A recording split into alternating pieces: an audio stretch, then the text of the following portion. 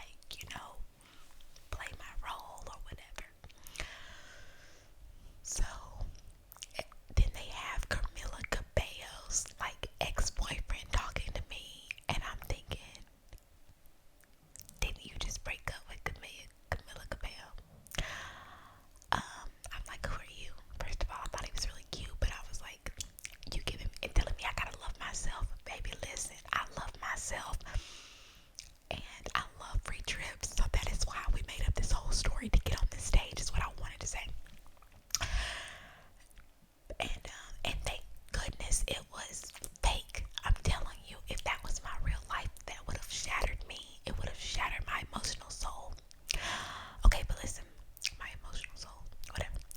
Um, okay, so another thing is that, um, what was I gonna say? So another thing is, okay, after it was all over, they were like, oh, we want to do a follow-up with you. They were literally smiling at me and like trying to be cute. I was so mad at those producers. I was so mad. But I was like, well, the joke's on them because it's all fake and it's gonna come out. When it comes out, it's all gonna be fake. When it came out, when it aired, I looked such a hot mess. My face was so fat. Like it was almost like on camera they like stretched me out. They did something to me. I'm gonna show you. Go, I put the clip below. Go look at the clip and then look at how I really looked on my, with no filter, on my stories I was posting. Looks nothing like me. Nothing.